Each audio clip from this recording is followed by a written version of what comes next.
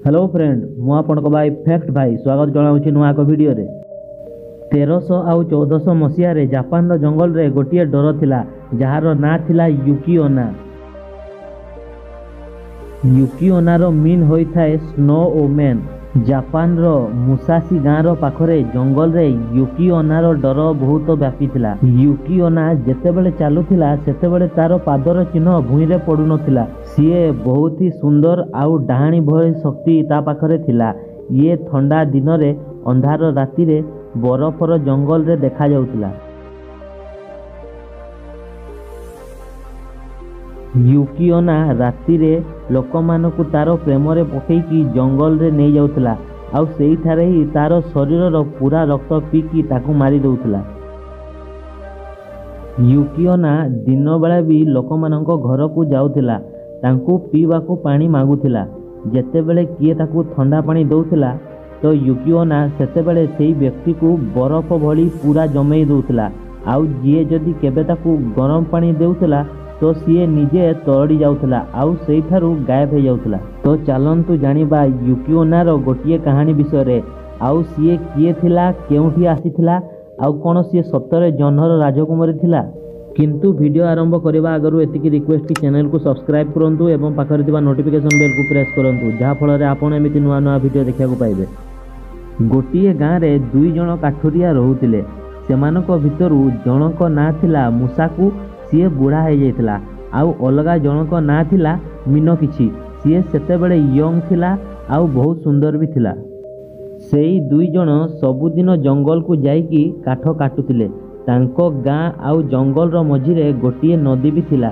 सेई दुई जण सबुदिन गोटिए बोट रे सेई नदी को पार करुथिले आउ जंगल जाइकी काठ काटुथिले।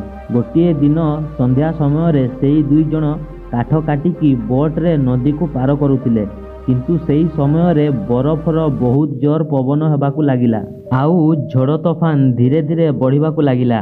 सेही कारणरू सेही दुई जण सेही जंगल रे रही गले आउ जंगल रे बनी थिबार गोटिए छोट कुड़िया भितरे चली गले। बाहरे बहुत ही ठंडा थिला आउ सेही दुई जण दिन भर काम करिकी थकी भी सारिथिले। सेही कारणरू सेही दुई जण को सेही काठर कुड़िया भितरे निद आसीगला आउ किछि घंटा परे मिनोकिची को किछि आवाज सुनिबा को मिलिला आउ तार आखि टिके खोलिला आउ सीए देखिला कि सेही थारे तार कुड़ियार कबाट तो खोला अछि आउ गोटिए बहुत ही सुंदर झियो व्हाइट कपड़ा रे मुसाकुर ऊपर नईकी अछि।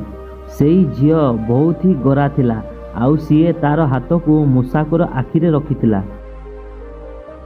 सेतिकिरे ही सेही झियोर नजर मिनोकिचीर ऊपर पड़िला आउ सीए मिनोकिची को तार पाखक आसिकी कहिला कि मु तम सांगरे सेया करिबाकू चाहुनी जहा मु अलगा लोकंको सांगरे करे काहेकि ना तमे बहुत ही सुंदर आउ यंग अछ सेथिपाई एबे मु एई थारु जाउची किंतु तमे ध्यान रखिबो मोर जीवा परे मो विषय रे काहाकू भी किछि कहिबोनी। जेतेबेले तमे मो विषय रे काहाकू किछि कहिबो सेही समय रे मु तुमको मारी देबी। एमिति कहि कि सीए सेही थारु चली गला आउ तापरे मिनोकिची कुड़ियार कबाट बंद करिला आउ ताकू बिल्कुल ही किछि बुझा जाउ नथला कि ता सहित जा हेइची सेईटा सत्य थिला ना गोटिए स्वप्न थिला। या परे सीए देखिला कि मुसाकुर शरीर पूरा भावरे ठंडा पड़ी जाइतिला आउ सीए मरी जाइतिला।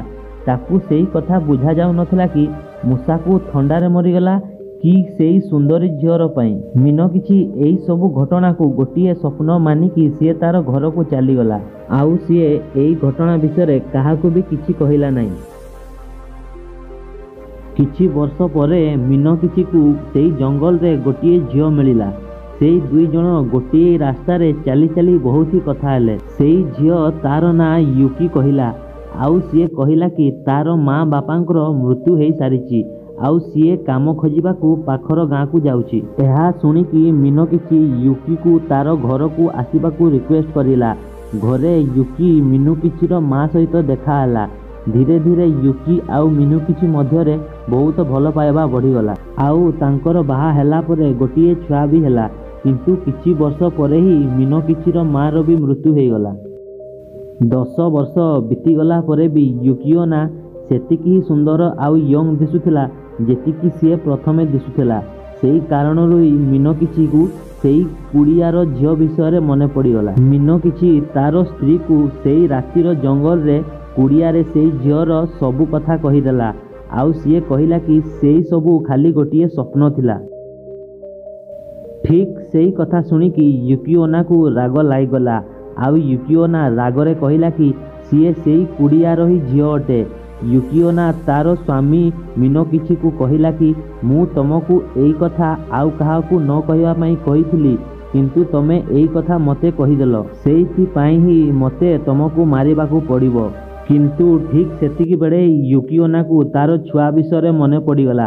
ଆଉ ସିଏ ମୀନକିଛିକୁ ମାରିଲାନି, କିନ୍ତୁ ସିଏ କହିଲା ମୁଁ ଏଇ ଛୁଆ ପାଇଁ ତମକୁ ମାରୁନି, କିନ୍ତୁ ତମକୁ ଏହାର ଦଣ୍ଡ ନିଶ୍ଚିତ ମିଳିବ।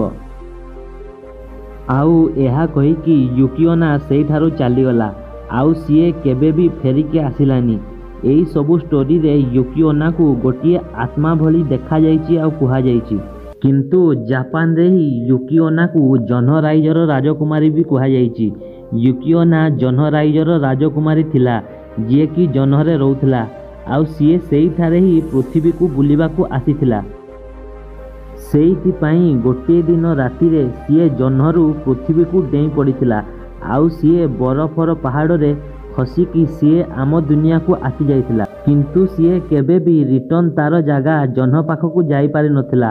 ଆଉ ସିଏ ଏଇଠାରେ ହିଁ ପୃଥିବୀରେ ବରଫର ଜଙ୍ଗଲରେ ଫସିଗଲା। ଏହା ହେଉଛି ଜାପାନର କହିବାର କଥା। ଆପଣ ୟୁକିଓନା ବିଷୟରେ କ'ଣ ଭାବୁଛନ୍ତି କମେଣ୍ଟ ବକ୍ସରେ ନିଶ୍ଚିତ ଜଣାଇବେ। ଭିଡ଼ିଓ ଭଲ ଲାଗିଲେ ଭିଡ଼ିଓକୁ ଲାଇକ୍ କରନ୍ତୁ, ଚ୍ୟାନେଲକୁ ସବସ୍କ୍ରାଇବ୍ କରନ୍ତୁ। ପୁଣି ଦେଖା ହେବ ନୂଆ ଏକ ଭିଡ଼ିଓରେ। ସେତେବେଳେ ପର୍ଯ୍ୟନ୍ତ ଗୁଡ୍ ବାଏ, ବନ୍ଦେ ମାତରମ୍।